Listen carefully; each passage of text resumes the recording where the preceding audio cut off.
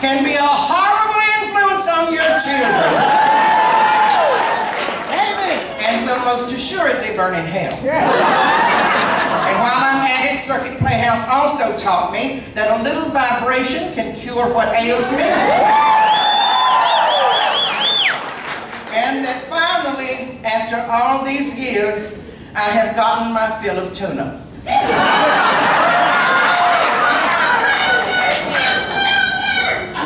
They found Lindsey, apparently. Amen? Amen, Sister Lindsey Roberts. Where is Lindsey? Bring her in. Lindsey! Bring her in. Amen, amen. Ladies and gentlemen, please welcome your Ostrander coordinator in her inaugural year. Amen, amen. Amen. Apparently she was found geocaching outside by none other than Cheyenne the Bloodhound. Amen. And Search Dog Sack.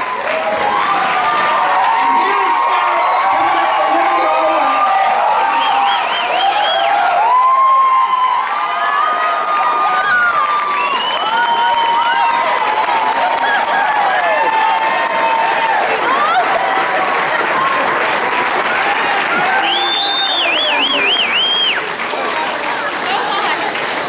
These are the real peeps, right?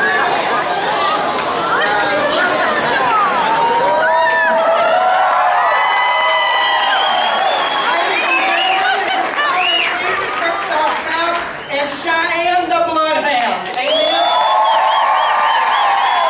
And for those of you that don't know, Cheyenne is renowned for her ability to hunt down theater people in the woods. Amen?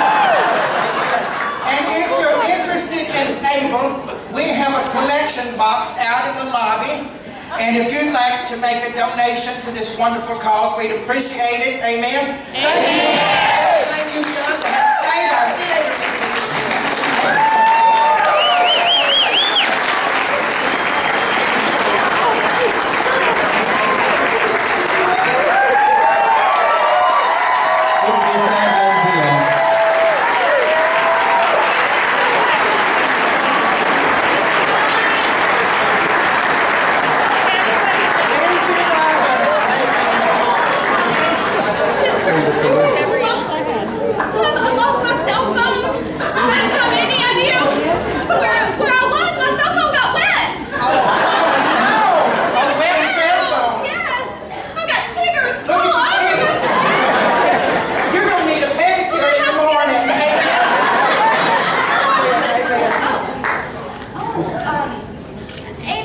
Do you think there might be a news crew who might want to film it? Oh,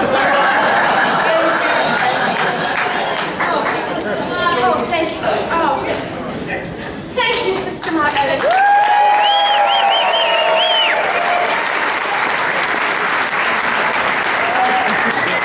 The Botanic Gardens are a dangerous place. Dangerous. Very dangerous. Oh. Okay. Do I look all right? Yeah.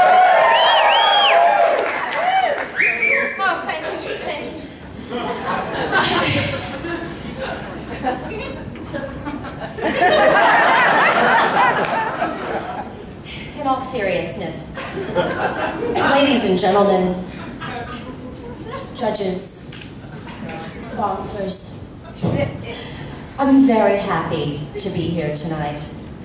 The new face of the Ostranders.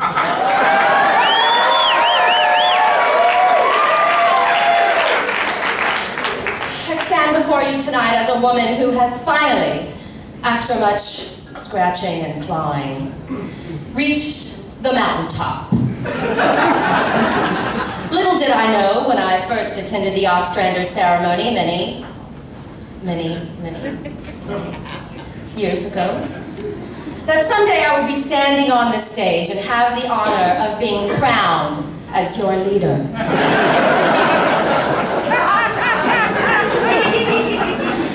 Some of you, though doubtful, may be saying to yourself, who is this Lindsey Roberts? And if indeed that is what you're saying to yourself, you must be amongst the few unfortunate souls to have not seen my performance acclaimed, yet unnominated performance as Velma Kelly in Theater Memphis' production of Chicago.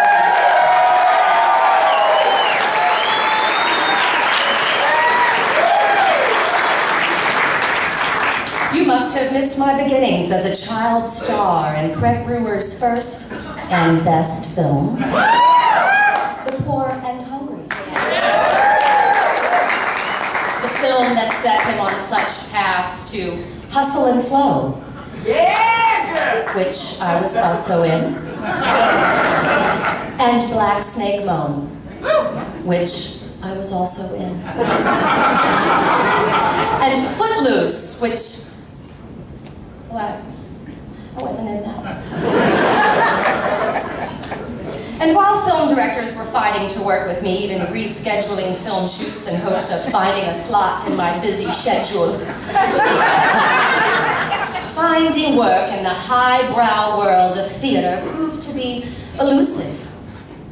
It wasn't until one August evening, a very hot one, much like this one, lying on the bed in my boudoir, quivering and vulnerable in my silk negligee, when Jackie Nichols sat down on the foot of my bed to light a joint.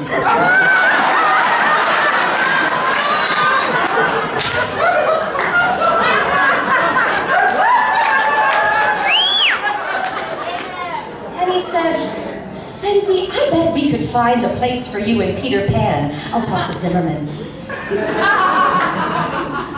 Finally, a role, a lead role, and I get to fly. This will surely lead to an Ostrander nomination, or perhaps the Larry Riley Rising Star Award. Lindsey Roberts, star of film and now stage. But, alas, it was not to be. No nomination. No Rising Star Award. After my big splash in Peter Pan, I was demoted to supporting roles. A dead grandmother in Fiddler on the Roof. A cracked out Dolly Parton with an eye patch in Urinetown. A Nubian, figure that one out. And last but not least, a munchkin. With an upside-down strawberry on my head in The Wizard of Oz. Hi, Courtney. Hi. My stage career was not playing out as I thought it would. Finally, several years later, Janie McCrary approached me in Buster's liquor store.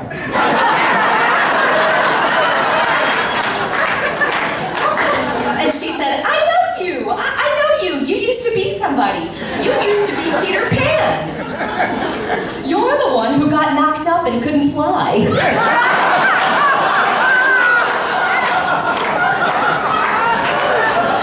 "You're sweet," I replied. "If you're looking for an autograph, I don't have a pen on me." No, she said, "I was hoping to enlist your help and advice with the Ostranders." Of course, I didn't realize that help meant do everything. And give Janie all the credit. And so began the last few years of my life. Days in the kitchen, preparing the food you all enjoy at the Ostranders. Sanding and staining wooden plaques. Welding nameplates and engraving the awards that hang on some of your walls. Finally, last year I told Janie, there is just so much that one woman can do. Can you please do something? Could you at least see that the sound system is in place? Do any of you remember the sound system last year? Enough said. In the meantime, management at Contemporary Media, who are in charge of these awards, became aware of some skeletons in Janie's closet. Oops, I don't know how they found out about that. And it was soon announced that Janie would be retiring as Queen of the Ostranders. Well, it's time for a new queen, bitches! Holla! It's a new day in the River City. Can I get a what? Okay.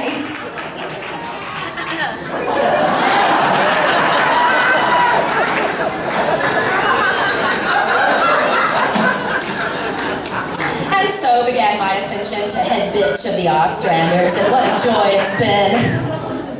Debbie Litch at Theater Memphis was looking for a musical for this spring, and I said, why don't we do Chicago the musical? Want me to star?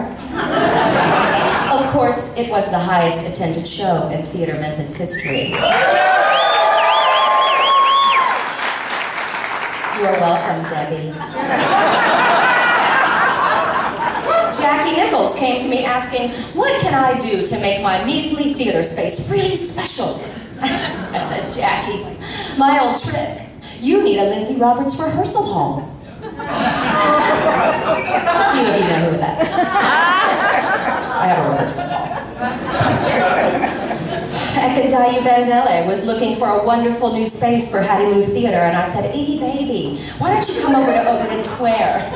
I'll be working on his interior design for him.